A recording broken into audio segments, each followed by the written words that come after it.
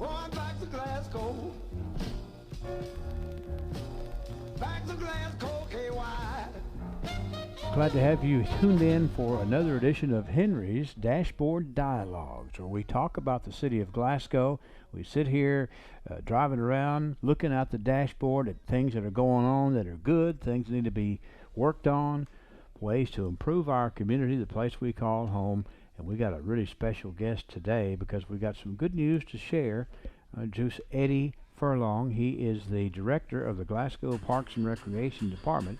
Eddie, glad to have you here today, sir. Thank you for having me. And we were able this week at the council meeting to reveal some information that we just got back on Friday that is shoring up the plans for the first ball game for Glasgow High School to be played at historic Richardson Field. So we are looking at the bleacher section of the project, and with the results that we got back last week, it kind of pointed us in the right direction, if you will. Now, we don't have Jim McGowan, the director of the Department of Public Works, and he's an engineering sort of techie guy. Mm-hmm. Eddie's been in a lot more meetings with him than I have, but they talk about the type of soil that we have out there on historic Richardson Field, what it's made of, and that tells them how they can start pouring concrete, and we can put the bleachers where they need to be behind home plate. That's right. They might be temporary bleachers, or they might be the permanent bleachers. It just depends on how many good work days we have. Yeah, and as you can look out the window today and see,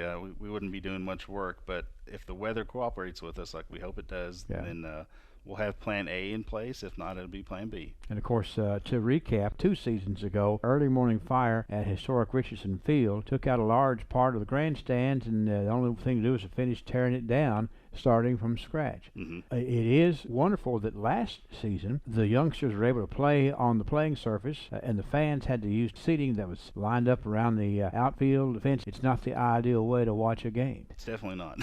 This season, we've come far enough to where these temporary bleachers will be there, if not the actual permanent bleachers. We've gone ahead, ordered and paid for the new bleachers. If we get enough of the grandstand concrete work done, that could happen too, right? Absolutely. That's what we're hoping for.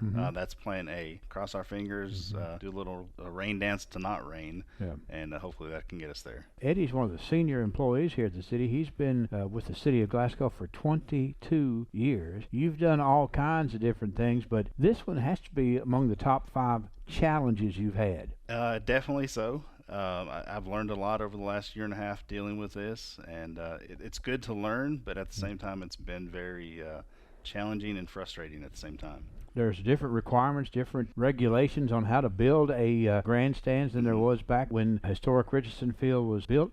Eddie was out there last Friday when the geotech survey information came in. Apparently it was a real happy occasion. The results of that survey allowed us to kind of go down the path of which direction we needed to go. The reconstruction of historic Richardson Field is going to be done in 3 phases. Phase 1 is going to be to pour the concrete where the bleachers will be set up behind home plate. The second thing we're going to have to do is to get the restrooms built. We've already got the person contracted to do it and get the permanent restrooms in. And the third thing is going to be to build the concession stand, the electrical room, and the press box.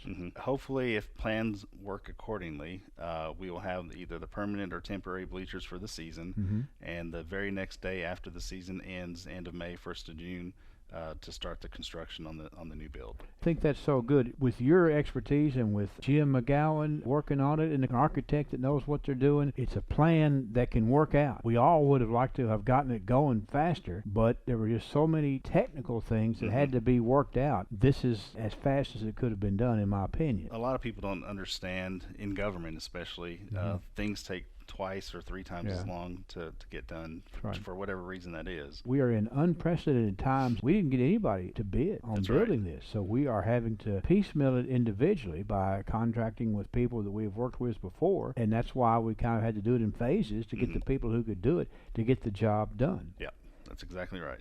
Eddie Furlong, thank you for being with us here on Henry's Dashboard Dialogues today. It's a pleasure to have good news, to be in a good mood, to talk about good things happening, and getting historic Richardson Field back up and running is certainly a good thing. Yes, sir. Have a good day. Thank you.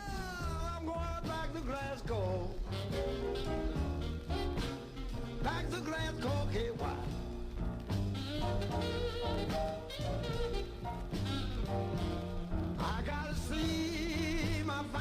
baby.